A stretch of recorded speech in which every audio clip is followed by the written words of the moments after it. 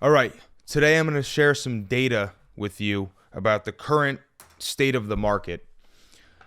There's been a lot of talk about recession, what's going on. Jamie Dimon just recently said that there's a 100% chance of a recession in 2023, which we're already in, so it makes no sense why he's saying it. We're not in it yet, but regardless, I'm going to share with you some stuff about some data I have from the National Association of Realtors. I'm going to talk a little bit about company layoffs, hiring freezes, downsizing. And I think when we look at a recession, there's a couple major factors, and I'm no economist. I'm just looking at some data and telling you what I'm looking at, and you guys can make the decision on your own as to what you think that's going to mean for the next 3 to 36 months. So let's start with some major layoffs that some major companies have done in the last 2 months.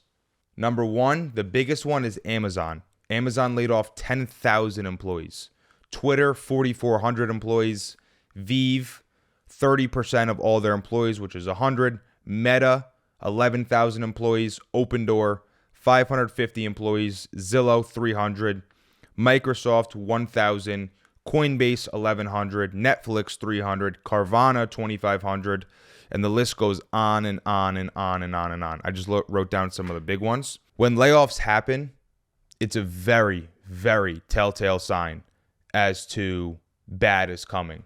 The whole job of CEOs and C-suite executives and your board of directors in large companies is to essentially predict the future. They're looking at in the future, okay, what do we think? Where do we need to cut costs? What can we spend? What does our profit and loss sheet look like? There's, at Amazon, there's probably 250 people making that decision on that higher up decision, the C-suite executives. And they decide it's time we let loose 10,000 employees. That's a big deal because they're saying in the next X amount of months, we're going to need to free up that cash to protect themselves from what could be coming. So these major layoffs are scary for people. And it even boils down to the people that are getting laid off. They're losing potentially their house. They're losing the money that they're bringing into that state, to that economy. So all that, it trickles down and has a major effect on what happens. Just on this list right here, if we count it up real quick, it's like 25,000 people, 30,000 people. And that's on this list. And if you look at the list, it's on a website called Intelligence. There's over 250 articles about companies downsizing.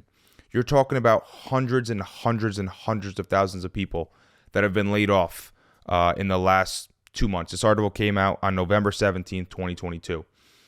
So downsizing is very scary. It has a lot of repercussions, and I think it's a major factor to look at when planning for the next couple years of your life and couple years of your business, where to go, how to strategize, what to prepare for, and what to plan for. Layoffs are a big deal, and I think that's a very, very, very strong point to a recession coming in the next 2 to 12 months. Secondly, supply and demand of real estate. So if you look at supply of materials, they haven't gone back up, but the demand has gone down so much that it's made the supply look like it's gone up. So if you're looking at wood for buying houses, or people are in construction looking at flooring, we're doing some new flooring for my office. The flooring is now available again. It's not like, hey, there's a 3-month waiting list or there's a 6-month waiting list like it used to be. And that's a sign of the market. The demand has gone way, way, way, way, way down. So supply is still the same, but the demand has dropped. Anyway, to my real point, the housing market. The housing market has been talked about and talked about and talked about for the last 3 years in depth because COVID, it went up like crazy. People were buying houses like candy, and then it's kind of stayed there. It dropped down a little bit, but then it's been going back up, and low interest rates. People are locked in at 2-3% interest rates for 30-year mortgages right now. So money was extremely cheap. So everybody was buying up houses. And I'm going to share with you these statistics that were on the National Association of Realtors. Home sales in the last year, so from October 2021 to October 2022, home sales are down 28.4% in the US.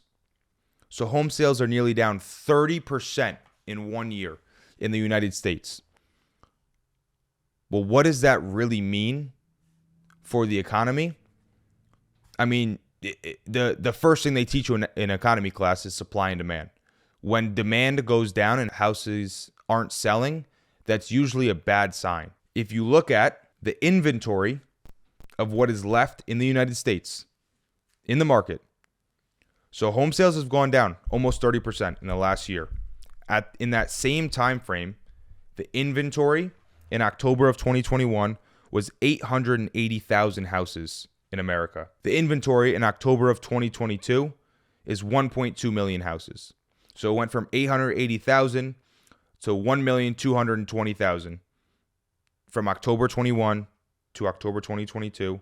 And in that same time frame, home sales were down 28.4%. So inventory went up 72% and home sales went down 28.4%. Data can't get more revealing than that. I mean, that is a pretty scary sign of what's coming and what this recession is going to look like or potentially could look like. But when home sales drop that much and the inventory goes up that much, it's usually a very bad sign for the market and the stabilization of real estate market in general. So my advice, what I would give to you if you're looking to buy a house right now is the time where if you have money to make offers that are almost disrespectful. You know, you're making an offer if a house is listed for $500,000, you're making offers for $250. You're making offers for $200. You're just looking for people that are in need to get out of their house. I ran a report. I'll tell you right now what I did.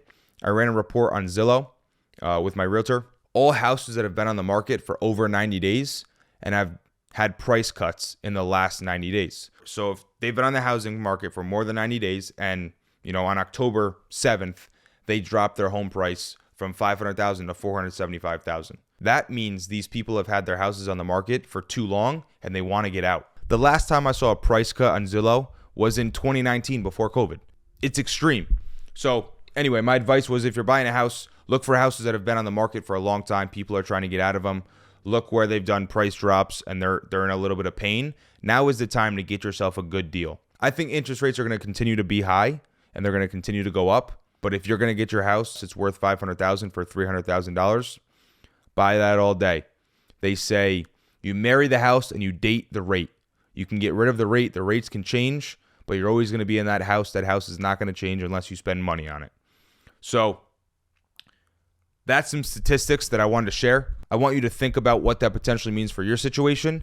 And if it doesn't mean anything for you, so be it. But major layoffs, supply and demand in the housing market is a pretty telltale sign to me that we're going to be in a bad state of economy for the next 36 months.